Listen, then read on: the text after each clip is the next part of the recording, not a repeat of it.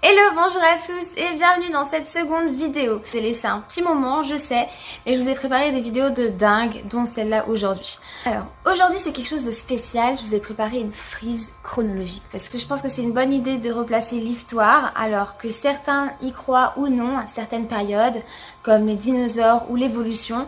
Aujourd'hui je le voulais comme ça, scientifiquement, parce que c'est comme on nous l'apprend. Donc je pense que si on veut découvrir la vérité, c'est une bonne chose de tout savoir, de tout étudier. Voilà, tout simplement.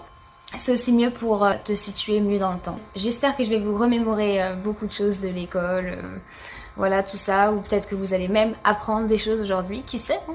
En tout cas, j'espère que vous avez aimé ce que je vous ai préparé. Prenez vos popcorn, préparez-vous, installez-vous et kiffez.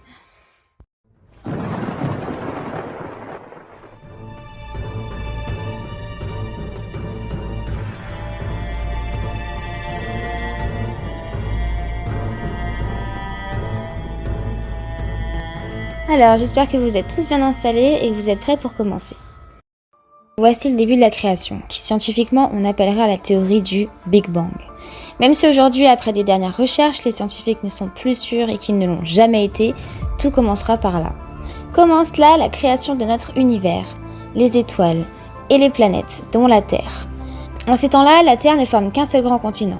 Commence la formation des molécules qui donnera l'énergie à la matière, ce qui s'appelle scientifiquement la photosynthèse. Les premières bactéries commenceront à former les premières formes de vie aquatique, comme les mollusques, les méduses, celle-là que je vous ai trouvée elle est incroyable, et les premiers arthropodes, comme ce trilobite. Suivi quelques millions d'années après par les amphibiens tétrapodes. Une partie de ces amphibiens sont devenus des reptiles et grandissent petit à petit, et ces reptiles donneront des dimétrodons, qui sont les ancêtres des dinosaures. Les dinosaures passeront par plusieurs cycles d'évolution, changement, durant 3 grandes périodes, comme par exemple le Jurassique, que tout le monde connaît du film Jurassic Park. Leur règne durera environ 200 millions d'années jusqu'à la fameuse météorite qui tombera et formera un cratère de plus de 10 km de diamètre au Mexique, et qui devisera complètement à ce moment-là les continents que nous connaissons aujourd'hui. Quelques petits mammifères survivent et commencent leur évolution pour devenir les premiers primates, des singes. Ici commence la théorie de Darwin, qui est l'évolution des espèces animales et végétales pour survivre. Certains scientifiques s'opposent à cette théorie ou d'autres acceptent l'évolution mais pas l'idée de Darwin. C'est ici qu'on entre dans la préhistoire ou le paléolithique, qui veut dire aussi pierre taillée. C'est la période des premiers hommes. Ça durera une très grande période. Cette période, certains cohabiteront avec les mammouths pendant l'âge de glace. Le paléolithique se finit avec un peu de néolithique, qui veut dire ici pierre polie. C'est ici qu'ils commenceront les formations de villages, faire les cultures, le bétail avec les animaux. L'Antiquité commence avec l'âge de bronze, où on découvre les premières vraies civilisations. En premier, les Sumériens, dans l'ancienne Irak, la Mésopotamie, suivi de la civilisation que l'on connaît tous, les Égyptiens en Égypte, et un peu plus tard en Inde, on va trouver la vallée des Hindous, les Arapéens. En Chine, on va commencer avec la dynastie des Shang. Sur l'autre continent, ils se développent pendant ce temps-là, eux aussi depuis le néolithique. Le premier empire connu sera dans les Andes avec les Karal. Chaque empire aura son temps, comme l'empire égyptien qui durera 3000 ans. Divisé en plusieurs dynasties, le dernier se finit quand le pharaon donne son trône à Alexandre le Grand et grec. Un peu plus tard, l'expansion romaine commence. La France, sous l'Empire romain, s'appellera la Gaule. Et c'est plus tard qu'on connaîtra Jules César, ou la fameuse Cléopâtre, qui sera la dernière reine d'Égypte. À sa mort, l'Empire égyptien se terminera officiellement et l'Empire romain commence. Période avec beaucoup de noms, dates, beaucoup de mouvements, de conquêtes. C'est à cette période que beaucoup de choses commencent à être créées et changées. Nous voilà l'an 0, l'an qu'on représente aussi comme la naissance de Jésus. L'Ancien Testament a été écrit durant les 8 siècles avant sa naissance et le Nouveau Testament, lui, les 2 qui suivent. Nous arrivons au 4e siècle. C'est la fin des Gaulois et la chute de l'Empire romain. C'est le début du Moyen-Âge qui va durer 10 siècles, séparé en 3 grandes dynasties, avec le premier roi des Francs de la famille des Carolingiens, suivi des Capétiens et fini par les Mérovingiens. Beaucoup de choses se passent, l'expansion des religions polythéistes avec la première croisade, les alliances, les batailles comme la bataille de 100 ans qui est un groupe de 4 grandes batailles.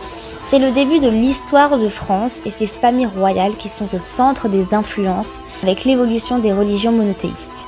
Et c'est à cette période qu'on verra l'apparition du Coran en Arabie. Avant la fin de cette époque, on connaîtra Jeanne d'Arc, héroïne française, qui sera brûlée dans le nord de la France pour plusieurs raisons, dont la sorcellerie. À cette époque, en général, tous ceux qui étaient considérés comme sorciers étaient brûlés.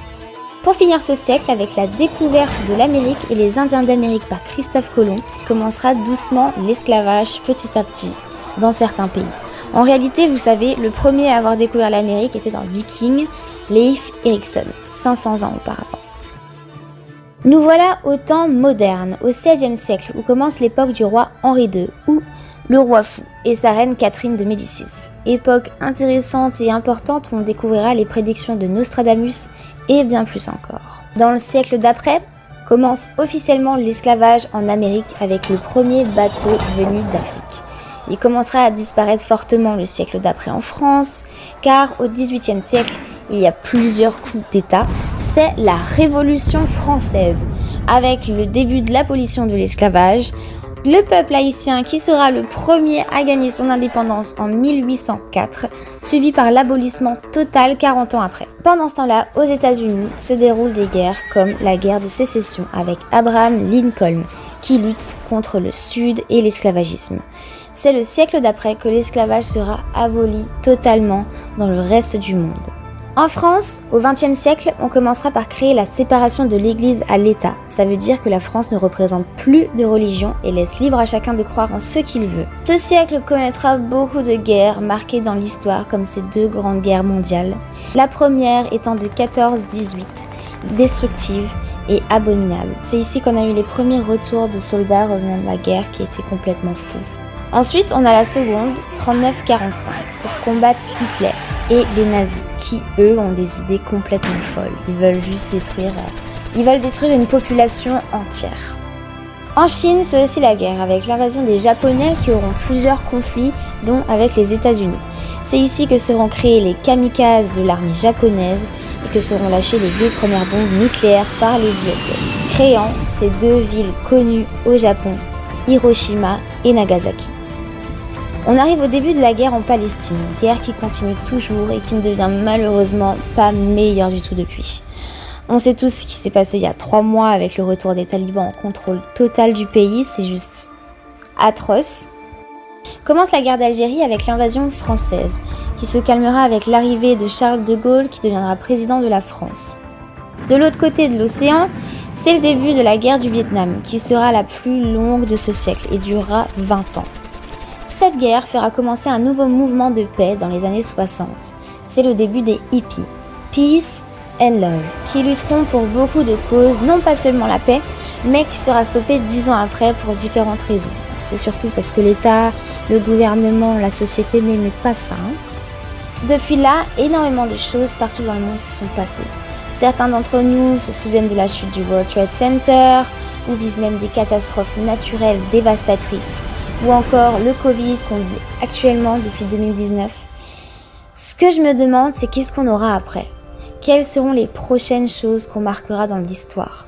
Moi, j'aimerais qu'on puisse finalement marquer une date pour la fin de la guerre en Palestine, parce que depuis tout ce temps-là, elle ne s'arrête toujours pas.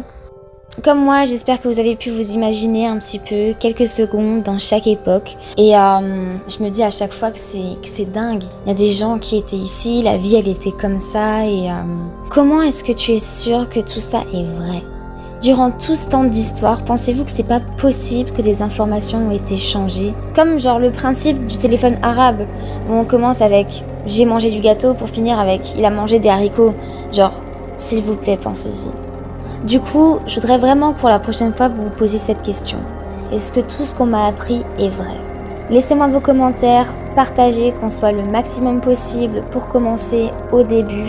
J'espère que chacun d'entre vous passe une bonne journée ou une bonne soirée. Je vous dis à très vite et jusque là, peace and love.